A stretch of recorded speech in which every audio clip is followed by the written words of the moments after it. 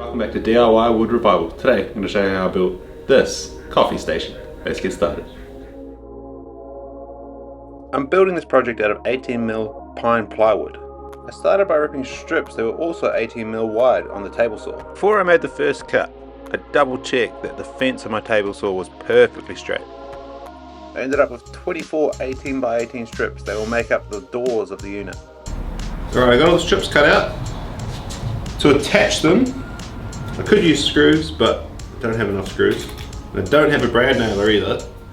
We've got these little bangers. Tap a couple of those through, should be sweet as. Just use a little bit of glue on it as well. Don't want to use too much glue in case it gets in the cracks. It'll be a nightmare to clean and sand up and whatnot. So just a dab of glue in there to keep it going. The nails, which should be sweet as. Then I'll put some iron-on edge banding over the top, give that illusion of solid wood. I arranged and attached the strips so that the end grain was facing out. This way I can use iron-on edge banding to cover the end grain and make it look like solid wood. I made sure the first strip was perfectly square, as this will be a reference for the rest. And then I used one strip as a spacer and a couple of squeeze clamps to line everything up. As I made my way through, I cleaned out all the excess glue, so I didn't have to spend ages at the end trying to clean it up out of the gaps. Okay, all the slats are attached now. Next step, iron-on edge banding. Run that down the faces so it looks like a solid bit of wood. Got the old iron here, this thing's twice as old as me, but hopefully it does the job. Before I started ironing, I pre-cut the strips to length to make it easier to handle. This edge banding's pretty easy to apply.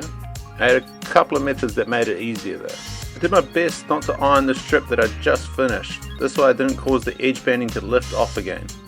After each strip I also placed this block on top just to apply pressure to help the glue stick. And last pro edge banding tip, don't use max heat on your iron. I burned one section of edge banding and then I switched to 75% and I had no problems. You might be wondering why I went to all this trouble with the edge banding instead of just buying solid wood. There was two main factors in this decision. First, the price. Hardwood in New Zealand is ridiculously expensive. And I made this whole unit out of a sheet and a half 18mm plywood. Two, I'm still learning a lot with each project and I make mistakes often. With plywood this doesn't matter so much because I can always cut out another section if needed and make practice cuts or drawings on scrap. Right, it's starting to look fresh as. I really like the look of that. Unfortunately I haven't ordered enough edge banding. I'm probably 10 meters short, but that's alright. I've got some more on order now, should be here in a couple of days. In the meantime, I'll trim these ones up. I wasn't initially going to do the end grain, but I like the look of this so much I'm going to cover up the end grain as well. So we'll cover those up with a few offcuts I've got, see how far we get. This edge banding is super easy to trim. Just score it where you want it to break and then snap it off. Afterwards I hit it with a light sand with 120 grit to get it flush with the end. I got this knife tool online. It's basically a razor that runs along the edge of the edge banding and trims it flush. I would highly recommend picking one of these up. They're only a couple of bucks and they make the job so much faster.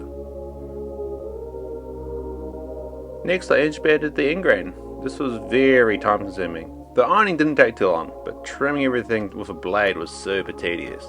But in the end, it was worth it. It came up looking fresh. While I'm waiting for more edge banding to arrive, I'll move on to putting together the rest of the unit. I ripped down 4 sections that will make up the box of the unit, and I'll be attaching it all together with miter joints. I've never made a miter joint before, so I was a bit worried that I'd end up with a gap.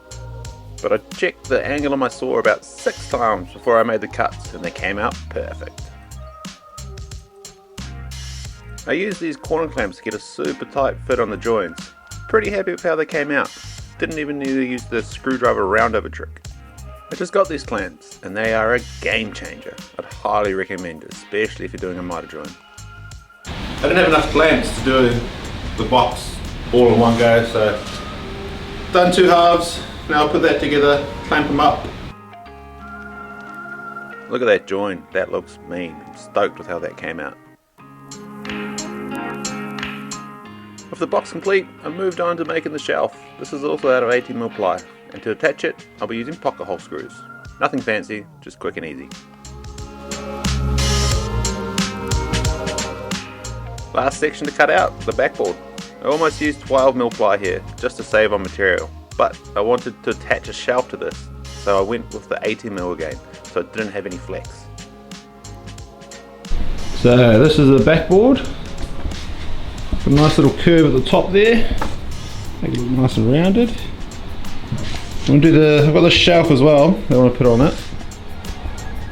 And I'm going to put the same rounded curve there. To do that, I've got this template here with a double-sided tape. I'll just stick to whatever I'm trying to round over. And then I use a flush trim bit on the router. And it gives me a perfect circle. Look at that, it's banging. There's a bunch of ways you can cut a perfect circle, but this was the fastest and easiest with the tools I had. First I trimmed off most of the corner with the jigsaw, then I went over it with the flush trim bit and the router. My flush trim bit wasn't quite long enough to do this in one pass, so I had to go over it a few times, but in the end it came out great. Okay, got my little shelf, corners rounded over, it's real nice. I will edge band that, I just don't have any edge banding at the moment. In the meantime I'll attach this to the backboard. To do that, I'm going to cut off a few bits of this dowel, attach those to the bottom of the shelf, and use that to attach them to the backboard. I was going to force a hole through there and then pop that through the hole like a pegboard situation, but I don't have a forcing bit the same size as that. So what I'll do, I'm going to double dowel this. So I'll drill in the end, put a dowel in there, a small dowel, and glue that into the backboard that way. So dowels on dowels. I know, crazy. We'll see what happens. Dowels on dowels. Sounds confusing, but it's pretty simple. Small dowels that will hold the shelf to the large dowels, and then more small dowels that will hold the large dowels to the backboard. I marked out and drilled all the dowel holes. I made sure to add tape to my drill bit for the right depth, as I didn't want to go too far and go all the way through the ply. Then I was ready to put it all together. A few light taps and it all slotted right into place. I did add a few clamps just to make sure nothing moved.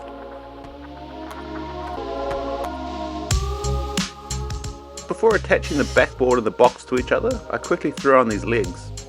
I picked up these simple black legs from my local hardware store. I'm really into black at the moment. I think it contrasts well with the plywood. Once the legs are on, I flipped the unit over and attached the backboard. A bit of glue and a couple of countersunk screws and it's not going anywhere.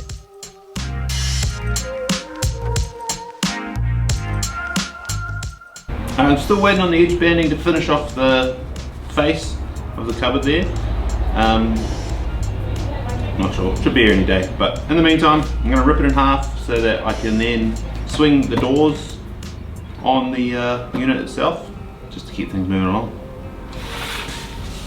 I was a bit worried about tear out when I made this cut, but I had a fairly new blade in my saw and I cut from what will be the top towards what will be the bottom so that any tear out should be where it's less visible. So I've got some of these soft close hinges. To attach them I'm going to use this little plastic marker thing. I know you can get those fancy jigs that make it way easier, but this is basically the same. It's got all the holes in it for that match the hinge, so you just chuck that on where you want it, mark out all the holes, make the cuts, and it should line up. Sweet as. This marking tool was a couple of dollars and worth every cent. This was the first time I've attached doors with these hinges and this tool made it foolproof. When I'd marked out the holes, I used a Forstner bit to make a recess for the hinge to slot into, and then I screwed it into place and then that was it. I thought this would be a much harder process. Alright, I've never actually swung a door before using these hinges, so hopefully this works. But moment of truth. Oh yeah, that is smooth. And the close. Nice. Ooh, what's going on here? I thought that might happen. The door is just so heavy for these hinges, too heavy for these hinges. It's causing it to sag a bit. I thought this would happen, so I did buy extra hinges, so I'll just chuck another one on the top there, and it should be sweet as. But yeah, that's smooth, look at that. Soft close, fish. Oh, I like that. Alright, take two. I've added 2 extra hinges, an extra one at the top, an extra on the bottom, because this door's so heavy. But hopefully, this is the one. Oh, look at that. That lines up perfectly. Yeah, I'm happy with that. That's mean. Nice. Give one more go, just to make sure. Oh, that is mean. I'm well impressed with how easy these hinges were to install and how nicely they close. I'm keen to add them to all my future projects. The edge banding finally arrived, and then I put the last few strips on, and then I put a couple of coats of Danish oil on everything to protect it, and then it was ready to use.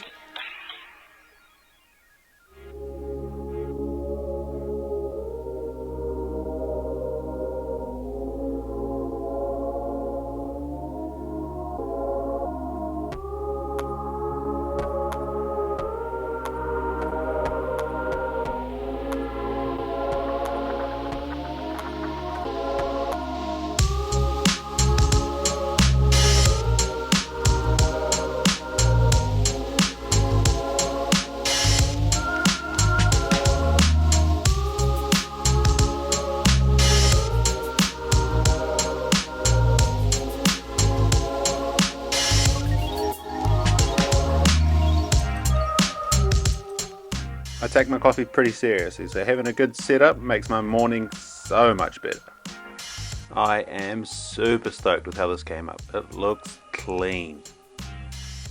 And the black hardware and mats pair so well with the plywood and the green of the plants. If you enjoyed this video, don't forget to like and subscribe for more DIY Wood Revival content. Thanks for watching.